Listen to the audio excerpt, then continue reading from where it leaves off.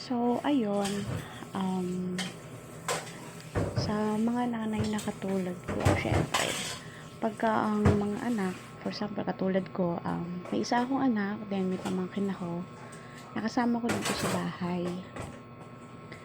So, yung asawa ko naman, nandun sa bahay nila, sa kabila, so walk-in lang naman, malapit lang naman. So, doon kami natutulog, tapos ang naiiwan namin dito ay yung anak ko tsaka pamangkin ko. So, itong bahay na to, inuupahan namin. Um, Binabayaran ko siya monthly. Syempre, of course, diba, inuupahan. So, dito kasi, netong mga nakaraang araw, yung anak ko at yung pamangkin ko, lagi silang busy. Busy sila lagi. So, araw-araw sila may practice. Then, uuwi yan sila mga 6, kakain. Tapos, after nun, pagkatapos nila kumain, is magpapahinga na yan, magkukulong na yan sa kwarto nila. Then, syempre, ako naman, ang gagawin ko nun is pagising nila na umaga kasi umaga sila pumapasok. So, Saturday ngayong araw na to wala silang pasok. Pero, may practice pa rin sila kasi may pinaghahandaan silang sayawng this coming na next week. Next week, malapit na rin naman na yon. Then, syempre, pagkat puro sila kasi mga babae. So, yung anak ko, babae. Yung pamangkin ko, babae. So, nasa akin yung pamangkin ko. Kasi yung nanay niya nasa malayo. So, sa akin siya. Then, syempre mga babae sila, puro mag-aayos, magbibihis, ganyan-ganyan. Pag once na sila ay umaalis na, doon na ako bumabakbak ng trabaho niyan. Or naglilinis ng bahay. Yung mga iniwan nila after mag-makeup, yan yung mga inaano nila, ginagamit nila.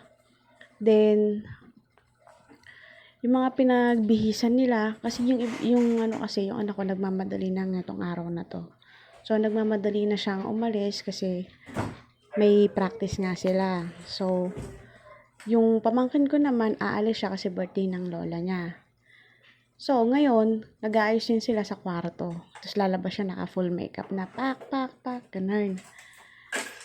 Then, yung mga salamin, yung pinag-ayusan ng makeup, yung mga damit, lilinisin ko na yan kasi wala nang tao sa kwarto. Aayusin ko na yung mga yan, yung mga pinaggamitan nila ng mga pulbo, ganyan, makeup, yung mga brush. So, lilinisin ko na yan. So, syempre, sasabihin nyo, ba naman yan yung mga anak mo, hindi mo lang maayos yung mga pinagkalatan. Normal yun. Ikaw bilang nanay, ang responsibilidad mo, hindi natatapos yan.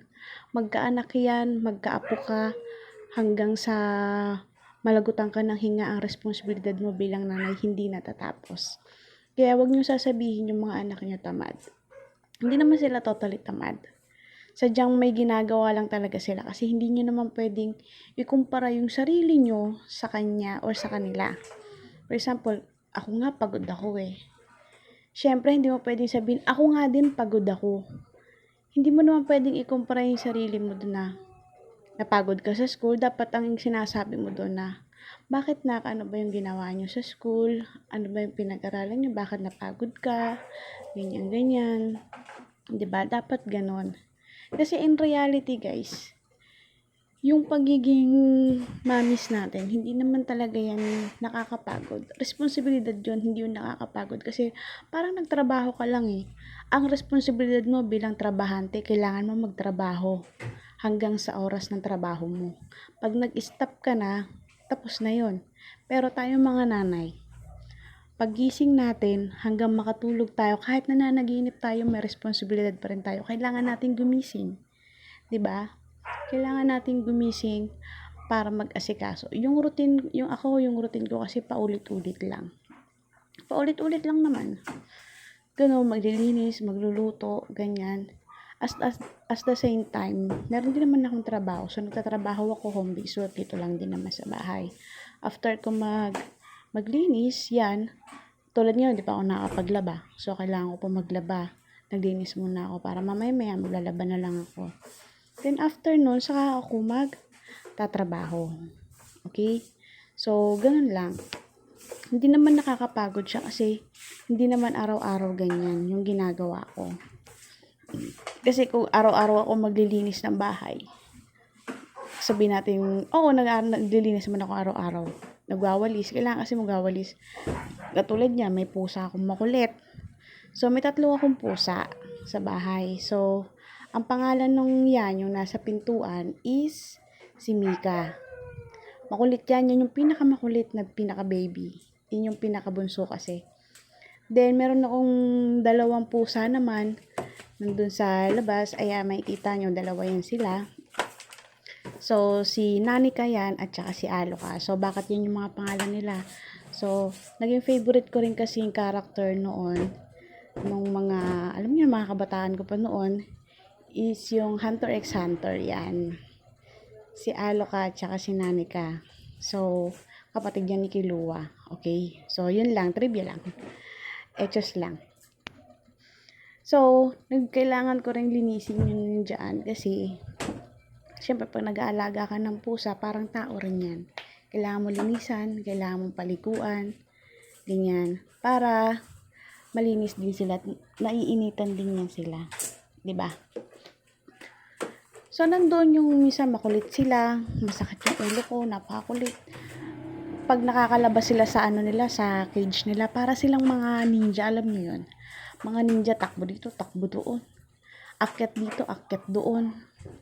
Pero niyan naman, napagsasabihan, pag tinatawag mo yung mga pangalan nila, naku po, para na yung mga basang sisiw.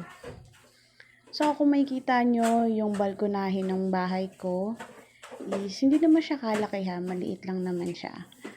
Pero, nililinis ko pa din siya kasi sabi ko, iniisip ko, kahit wala akong pera, ang mahalaga, malinis yung bahay ko. Kasi pangit naman yung wala kang pera, tapos ang dumi pa ng bahay mo, ang gulo, 'di ba?